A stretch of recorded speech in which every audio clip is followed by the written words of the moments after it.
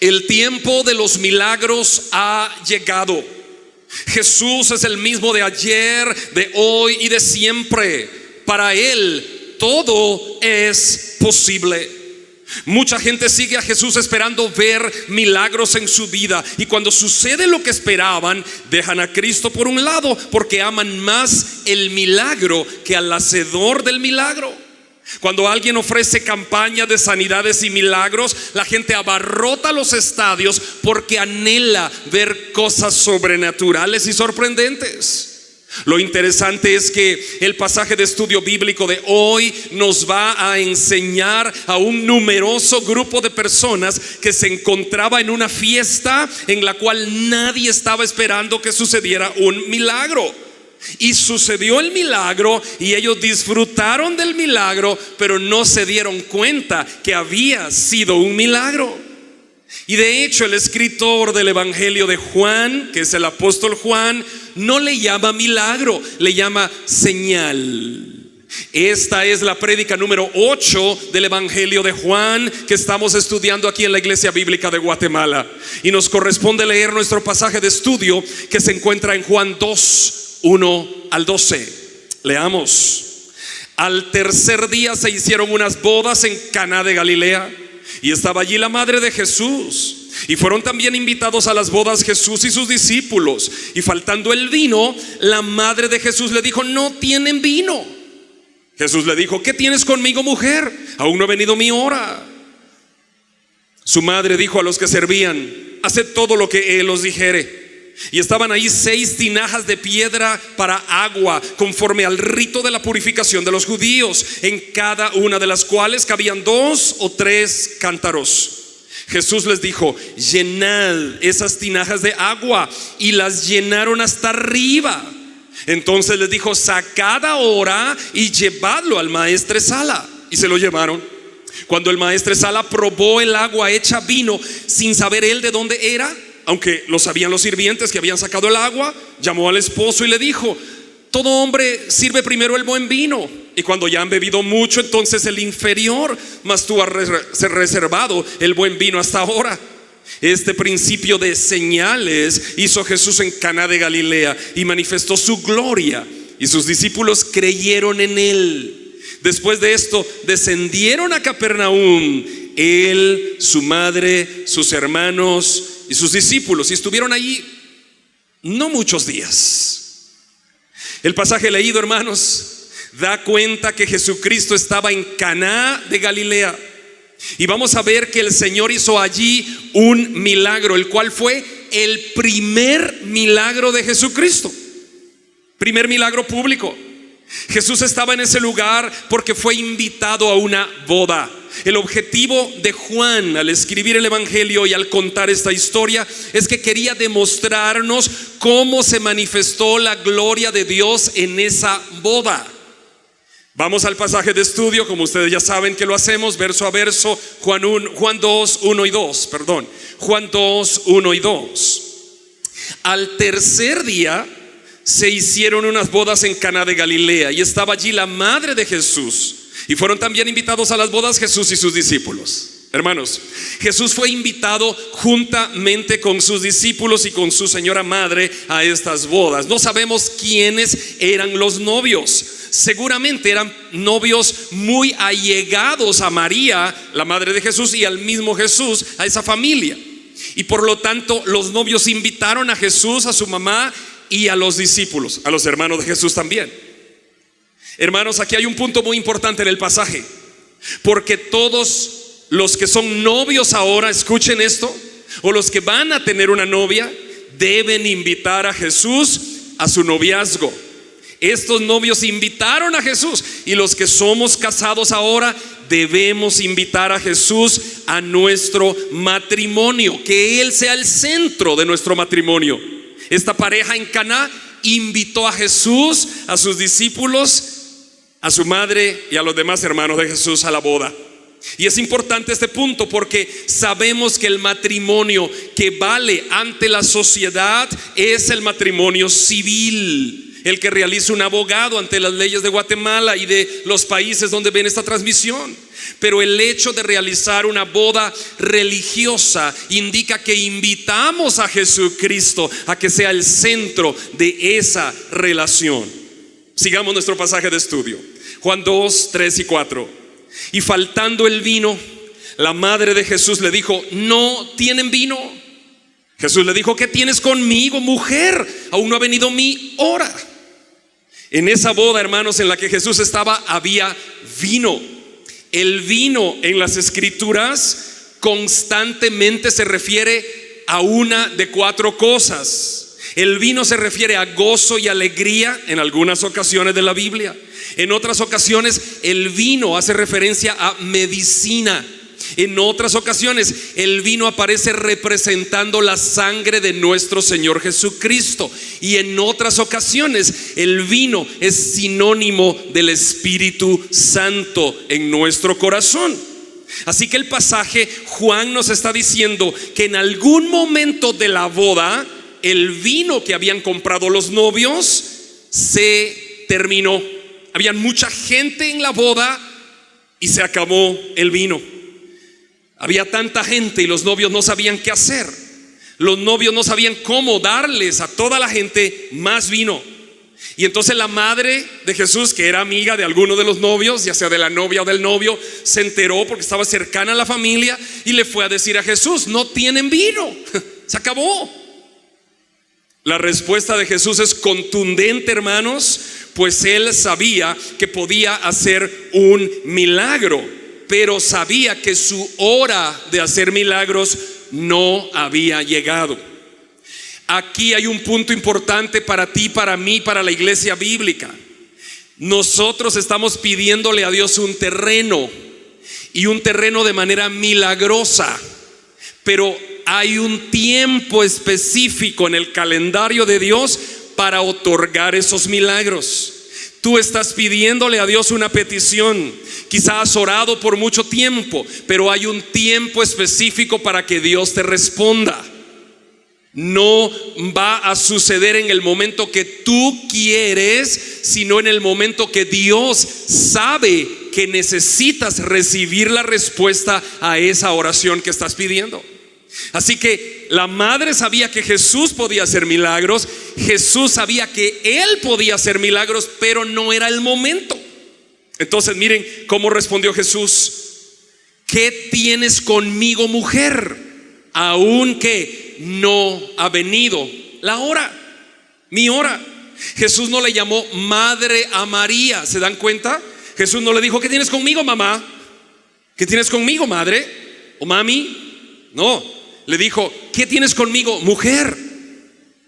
En ninguna manera eso es una falta de respeto, sino que el trato que Jesús le daba a María era ese. Jesús no le llamaba madre a María, le llamaba mujer. Corroboremos esto en Juan 19:26. Vamos a Juan 19:26, que dice a la Biblia: cuando vio Jesús a su madre y al discípulo a quien él amaba, que estaba presente, dijo a su madre: mujer, he aquí tu hijo. ¿Se dan cuenta? Jesús no le llamaba madre a María.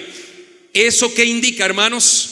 Eso indica que Jesús quería, oigan lo que quería Jesús al no llamarle madre a su mamá.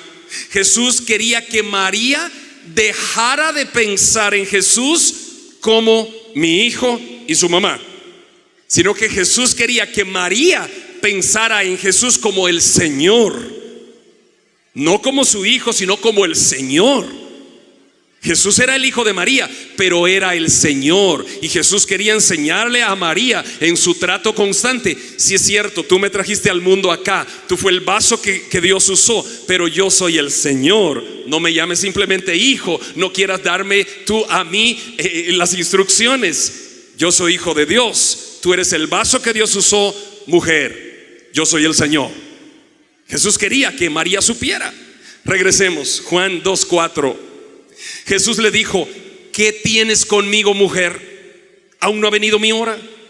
Lo que el pasaje está indicando, hermanos, es que no es María la que le tiene que decir a Jesús qué hacer ni en qué momento hacerlo, sino que es nuestro Padre Celestial el que le tiene que decir a Jesús qué hacer y en qué momento hacerlo.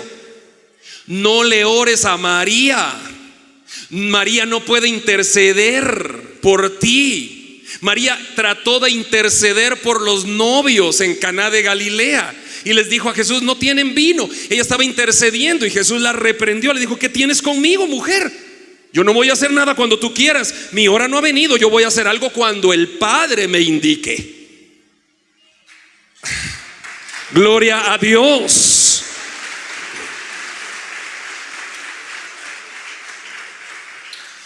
Hay algo importante que debemos aprender, queridos hermanos. No debemos orar a María para que interceda por nosotros. No debemos orar a ninguno de los santos. No debemos orar a los apóstoles. No debemos orar a los discípulos mencionados en la Biblia. No debemos orar a personas o familiares que ya murieron, pues ni María, ni Pablo, ni Pedro, ni Andrés, ni Abraham, ni Jacob, ni nadie puede interceder por nosotros. El único que intercede por nosotros es el Espíritu Santo de Dios.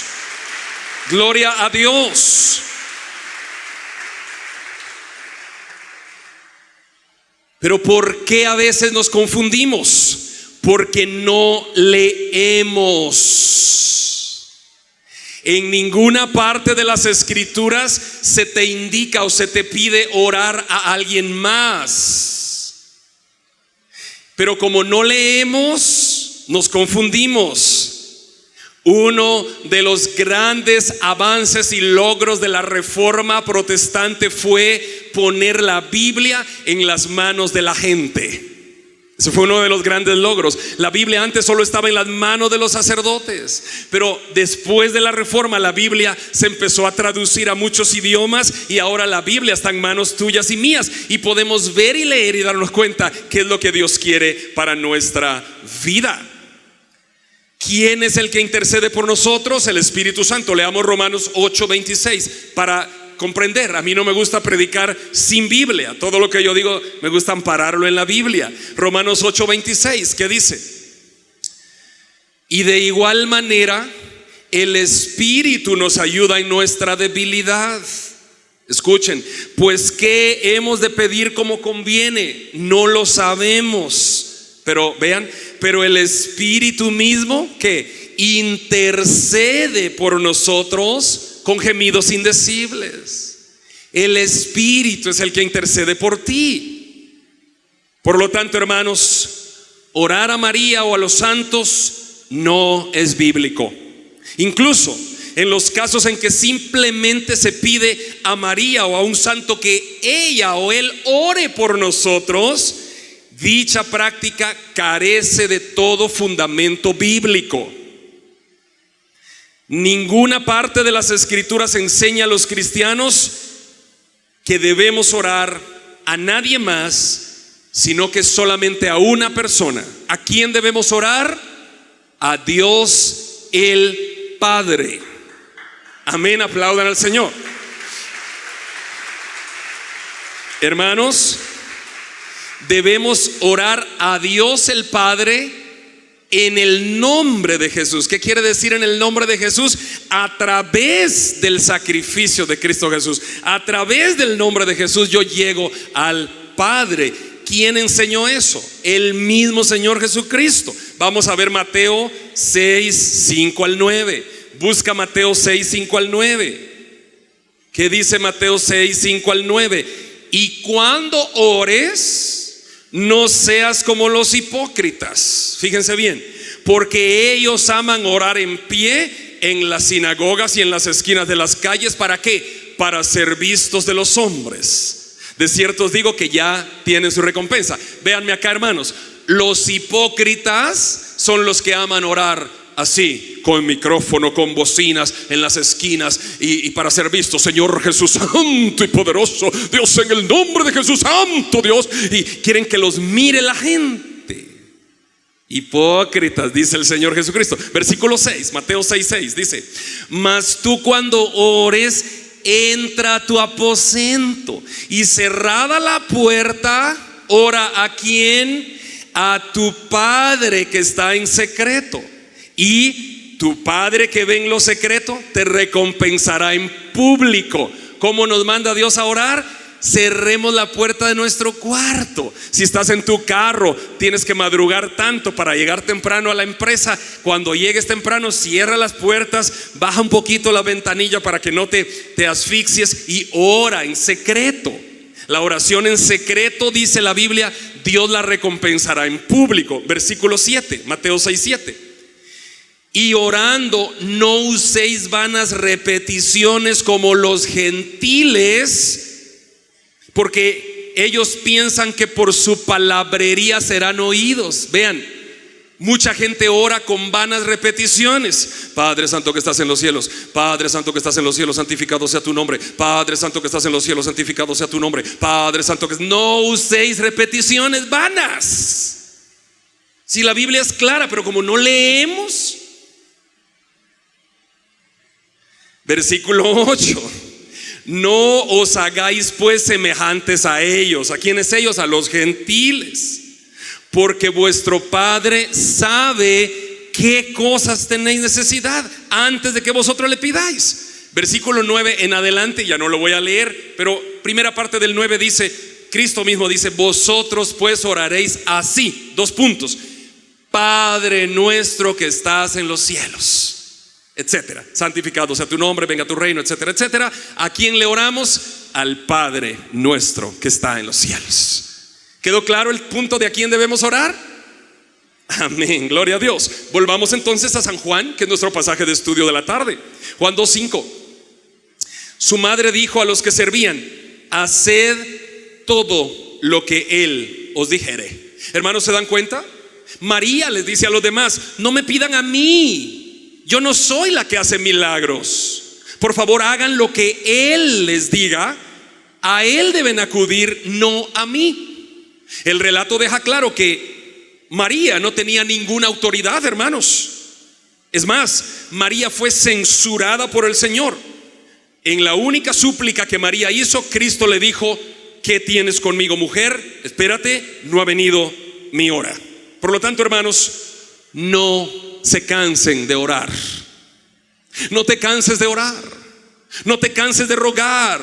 No te canses de venir al trono de la gracia de Dios, porque llegará el momento que Dios concederá para ti el milagro que estás esperando. Sigamos, Juan 2:6.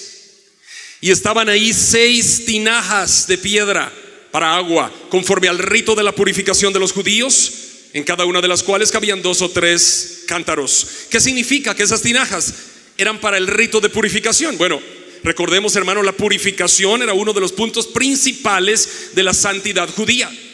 Esas tinajas no habían chorros de agua, no habían grifo antes, no había una tubería.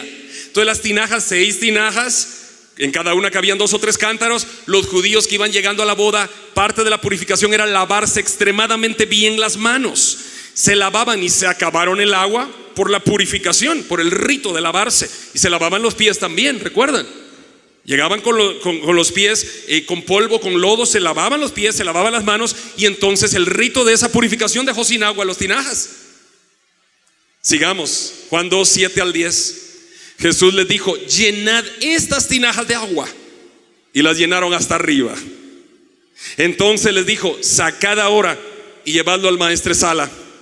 Y se lo llevaron. Y cuando el maestresala probó el agua hecha vino sin saber de dónde era, aunque lo sabían los sirvientes que habían sacado el agua, llamó al esposo y le dijo, todo hombre sirve primero el buen vino, y cuando ya han bebido mucho, entonces el inferior, mas tú has reservado el buen vino hasta ahora. Hermanos, el Señor nos mandó aquel día que se llenaran las tinajas de agua a esos sirvientes, y Él transformó el agua en vino sin siquiera tocar el agua, sin siquiera verla. Jesús solo mandó a los sirvientes y le dijo, llenen esas tinajas de agua, punto. Después le dijo, saquen el agua y llévenle al maestro de ceremonias. Y el maestro de ceremonias probó y dijo, wow, ¿y este vino? Hermano, Dios puede hacer el milagro que tú estás esperando en tu vida. Una palabra de Dios puede cambiar tu vida. Una palabra de Dios puede sanar tu cuerpo. Una palabra de Dios puede sanar Guatemala. Una palabra de Dios puede traer el milagro. Amén. Para Dios no hay nada imposible. ¿Qué tienes que hacer tú? Descansa en Dios. Y si tú dices, pero ¿por qué no ha sucedido? Como te dije al inicio, tal vez no ha llegado la hora, pero cada cosa tiene un momento en tu vida, querido. Amén. ¿Recuerdas cuando andabas en los delitos y pecados? Y un día Dios te salvó y te trajo a la iglesia, y vino la hora de aceptar a Cristo, y ahora eres una nueva persona, y ahora sirves, y ahora te deleitas porque era tu hora, tu momento.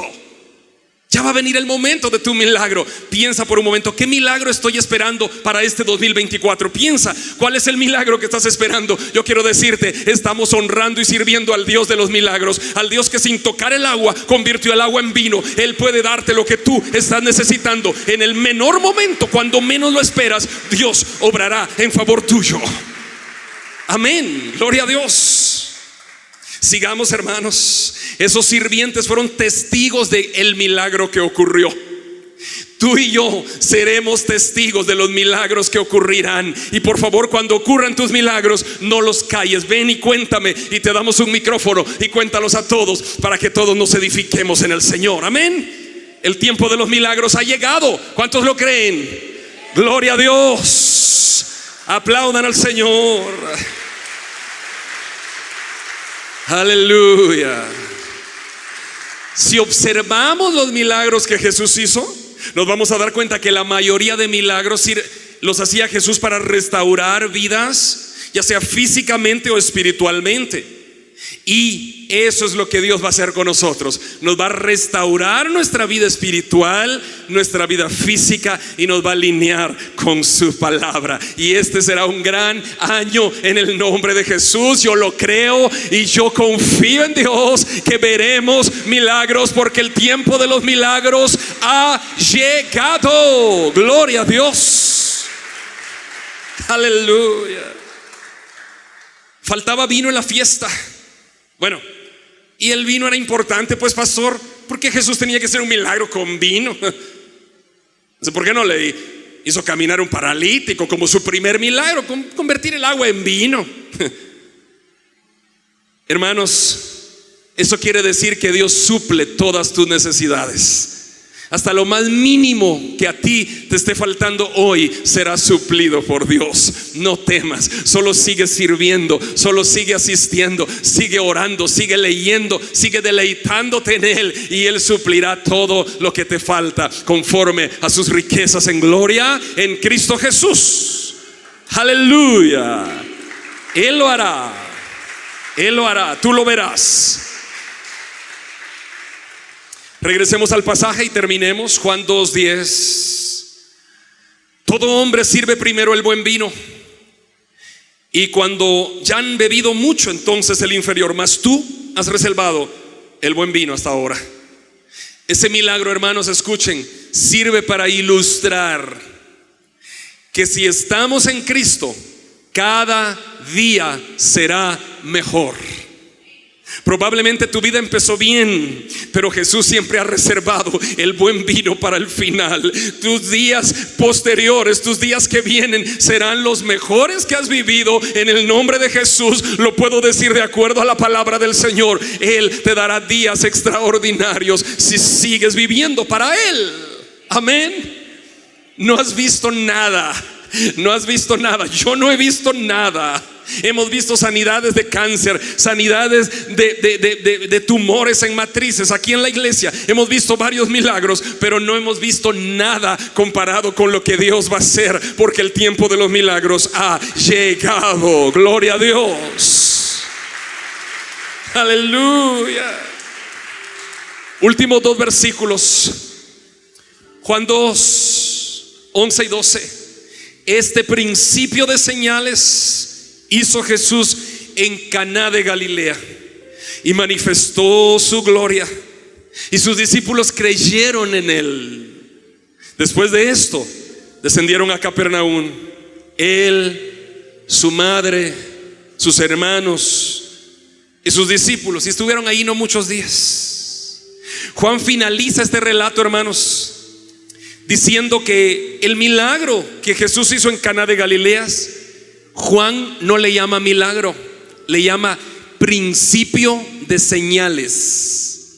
Juan dice, este principio de señales que Jesús hizo. Esa boda marcó el inicio del ministerio público de Jesús. Pero veamos cómo Juan escribe, versículo 11 dice, este principio de señales hizo Jesús. Señales. Hermanos, lo que Dios hará en tu vida y en la mía y en la iglesia serán señales de que Él está con nosotros.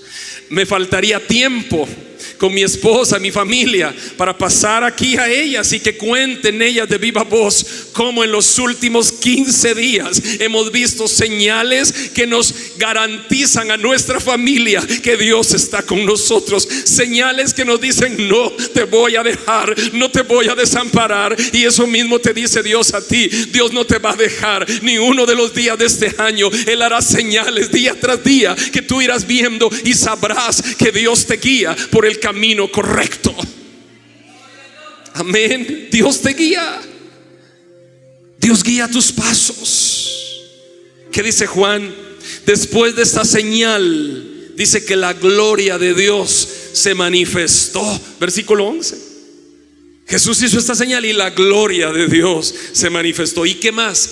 Y los discípulos creyeron en Él. Seguramente, hermanos, antes de esta señal, los discípulos sí creían en el Maestro, pero creyeron totalmente cuando vieron ese gran milagro. Dijeron, wow, este es Jesucristo. Amén. Yo no sé cuál es el tiempo que estás viviendo tú hoy. Yo no sé cuál es la necesidad que estás viviendo hoy. Yo no sé cómo te sientes en tu salud. Yo no sé cómo te sientes en tus finanzas. Yo no sé cómo te sientes en tu vida de pareja y de familia. Yo no sé cómo te sientes en tu vida emocional. ¿Tienes novio o no tienes novio? Yo no sé cómo te sientes en tus negocios, en tu empleo, en tu casa. Pero yo lo que quiero decirte es que si crees en Jesucristo, este año verás grandes milagros. Dios resolverá esos problemas que para ti son imposibles. Para Dios todo es posible. Lo único que sé es que Dios hará un milagro en tu vida, porque el tiempo de los milagros ha llegado. El tiempo de los milagros ha llegado a la iglesia bíblica, como llegó aquel día para empezar el ministerio de Jesucristo. Él es el Señor. Él es el único que puede hacer milagros. Él es el que todo lo puede. Él es el Rey de Reyes. Él es a quien predicamos. Él es a quien adoramos. Él es el soberano. Él es el milagroso. Él es el perdonador. Él es el Salvador. Él es el Señor a quien predicamos. Solo Cristo salva. ¿Quieres aceptar a Jesús? El milagro más grande de la vida de un ser humano es entregar su vida a Cristo y decirle: Señor, ¿me puedes salvar, por favor? Yo ya no puedo solo. ¿Puedes salvarme? ¿Quieres entregar tu vida a Jesús? Él puede hacer un milagro hoy. Y el milagro más hermoso es darte vida eterna. Acércate a Dios y Él se acercará a ti. Te invitamos a conectarte con la palabra de Dios todos los días a través de este canal, en esta red social. Si vives en Guatemala, te esperamos en nuestras reuniones semanales. Iglesia Bíblica de Guatemala. Predicamos la verdad de las Escrituras.